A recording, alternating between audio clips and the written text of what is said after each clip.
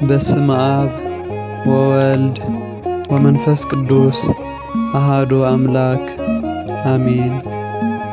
ጉዕዞ ናብ ኤማሁስ ካብ ኢየሩሳሌም 60 ምዕራፍ ዝርሕቕ ናብ ዓዲ ኤማሁስ ኣብ ዝወስድ ጽሙ በረኻ ነቲ ነዊሕ መንገዲ ተታሒዞምዎ ኣለዉ።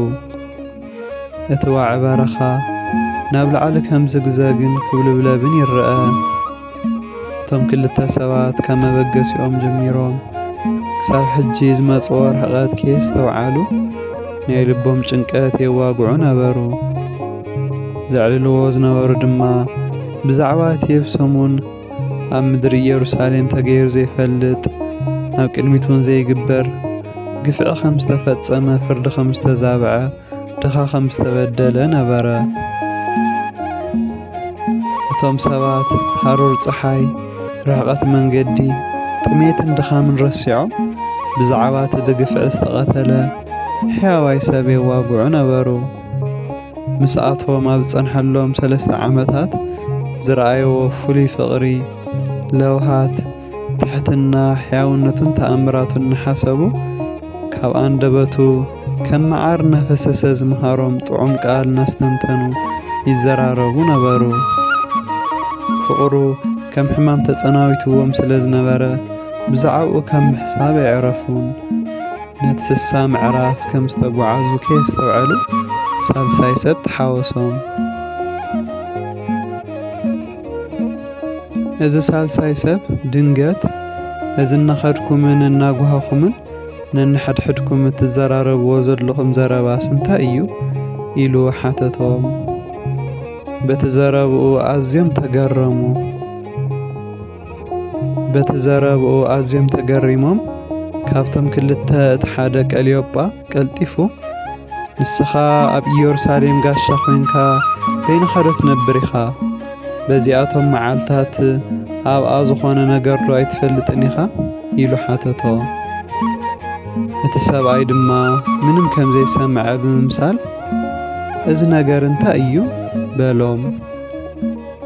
ካበየናይ ሃገር ዝመጸ ጋሻ ይኸውን ኢሎም ሓሰቡ እሞ ከም ዝበልዎ ኣብ ቅድሚ እግዚአብሔርን ኩሉ ህዝብን ብግብርን ብቓልን ብርቱዕ ነቢይ ስለ ዝነበረ ብዛዕባ ናዝሬታዊ ኢየሱስ ንዕኡ ሊቃነ ካህናትን መኳንንትን ንፍርዲ ሞት ከመይ ሕሊፎም ከም ዝሃብዎን ከም ዝሰቐልዎን ሓደ ብሓደ ብልቦም እናሓዘኑ ነገርዎ። ዘረብኦም ቀጺሎም ድማ ንሕና ግን ንእስራኤል ዝበጆ ንሱ ከም ዝኾነ ተስፋ ጌርና ነርና። ደጊሙ እውን ምዝ ኩሉ እዚ ካብ ዝኸውን ሎም ሳልሳይ መዓልቱ እዩ። ኣቐዲሙ ከም ዝተንስእ ነጊርዎም እኳ እንተነበረ ሕጂ ግን ሞይቱ ካብ ዝቕበር 3 መዓልቲ ከም ዝመልኦ ነገርዎ። እዚ ሰብ እዚ ድማ ዘረኦም ብጽሞና ይሰምዖም ነበረ። ኣብ ሙሉእ እስራኤል ናይ ሞት ወረ ተናፊሱ ንሳቶም እውን ተስፋ ቆሪጾም ናብ ዓዶም ኤማሁስ ይጓዓዙ ኣለዉ። ግን ድማ ናይቲ ሎሚ ወረ ኣንስቲ ኣጠራጢርዎም እዩ። ቀጺሎም እውን ሕጂ ድማ ዘገረመና በሉ። ካብ ማእኸልና ኣንጊሄና መቓብር ዝኸዳ ኣንስቲ ስጉኡ ምሳኣንኦ ተንሲኡ እዩ ኣብኡ የለን በላና በሉ ብዝተደናገረን ብዝሰኸነን ድምፂ። ደጊሙ እውን እተን ኣንስቲ ስጉኡ ምሳኣንኦ ሕያው እዩ ንሱ ተንሲኡ እዩ ዝብል ራእይ መላእኽቲ እውን ርኢና ኢለን መጺአን ነጊረናና ነበራ በልዎ። ምሳና ካብ ዝነበሩ እኒ ጴጥሮስ ናብ መቓብር ቀልጢፎም ከይዶም ከምቲ እተን ኣንስቲ ዝበልኦ ስኢኖሞ ንዕኡ ግን ኣብ መቓብር ይረኣይዎን በልዎ ብዝደኸመ ድምፂ። ምዝሓል ልቦም ዝተዓዘበ ብጽሞና ታሪኾም ክሰምዕ ዝጸንሐ ሰብ ኣቱም ዘይተስተውዕሉ ነቢያት ዝተዛረብዎ ኩሉ ክትኣምኑ ልብኹም ዝዘንግዐ ክርስቶስ እዚ መከራ ዝክቕበልን ናብ ክብሪ ከኣቱን ዶ ኣይግብኦን እዩ በሎም። ካብ ሙሴን ነቢያትን ጀሚሩ ብዛዕባ መጽሓፍ ዝተባሃለ እናተርጎመሎም ክጓዓዙ ከለዉ ምሸት ናብ ዓዶም ኤማሁስ በጽሑ።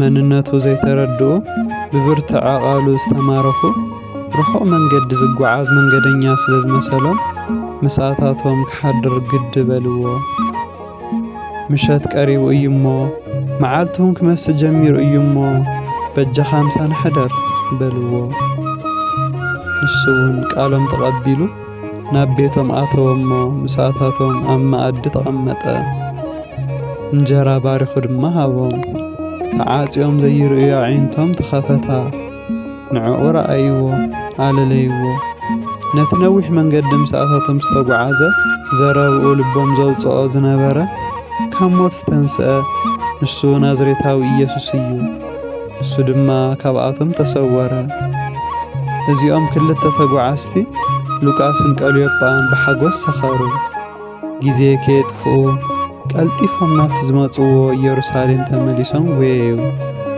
ነቶም 11 ሐዋርያትን ምስኣቶም ዝነበሩ ሰባትን ድማ ኣብ ሓደ ቤት ተኣኪቦም ረኸብዎም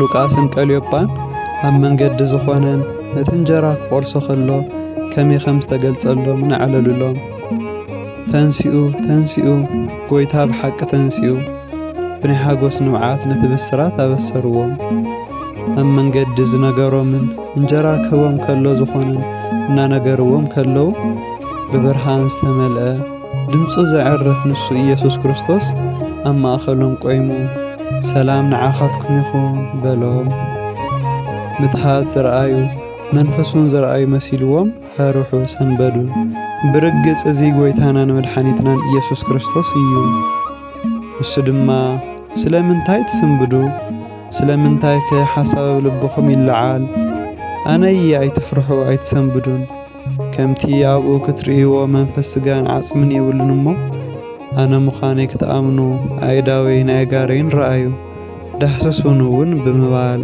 ኣህደኦም እዚ ኢሉ ድማ ኣይዳውን ኣይጋሩን ኣርኣዮም ነቲ ናይ ዓለም መድኃኒት ዝኾነ ኢየሱስ ክርስቶስ ረኣይዎ ተንሲኡ ሓጎሶም ዕጽፊ ኮይኑ ብዓይኖም ዝረኣይዎ ከኣምኑ ተጸገሙ ልቦም ዝፈለጠ ኣምላኽ እምነቶም ምልእቲ ከም ዘይኮነት ተዓዚቡ ኣብዚ ዝብላዕ ገለ ደለኩም በሎም ዝተጠብሰ ዓሳ ቁራጽን ወለላ መዓር ነቕረብሉ እምነቶም ክመልእ ድማ ለሙን ከም ቀደሙ ኣብ ማእኸሎም ተመገበ ምሳታቶም ከሎ ብሕጊ ሙሴን መጽሓፍቲ መዝሙርን መከራ ክቕበል ክትንስእን ከም ዝተጽሓፈ ክፍጸምን ከም ዝግብኦ ዝመሃሮም የዘኻኽሮም ጀመረ ምሳኻትኩም ከለኹ ብሕጊ ሙሴን ብነቢያትን ብመዝሙርን ብዛዕባይ ዝተጽሓፈ ኩሉ ክፍጸም ይግብኦ እዩ ኢለ ዝነገርኩኹም ቃለይ እዚ እዩ በሎም በቲ ጊዜቲ ድማ መጽሓፍቲ ምእንቲ ኸስተውዕሉ ኣእምሮኦም ትከፈተሎም ከምዚ ድማ በሎም ክርስቶስ መከራ ክቕበል ብሳልሳይ መዓልቲ እውን ካብ ሙታን ክትንስእ ብስሙ ድማ ንስሓን ስርየትን ሓጢኣትን ካብ ኢየሩሳሌም ጀሚሩ ኣብ ኩሎም ኣሕዛብ ክስበኽ እዩ ተባሂሉ ከምዚ ተጻሒፉ ኣሎ ንስኻትኩም ድማ ነዚ ምስክር ኢኹም በሎም ሉቃስ ወንጌል ምዕራፍ 24 ወስብሐት ለእግዚአብሔር ወለወላዲቱ ድንግል ወለመስቀሉ ክቡር አሜን።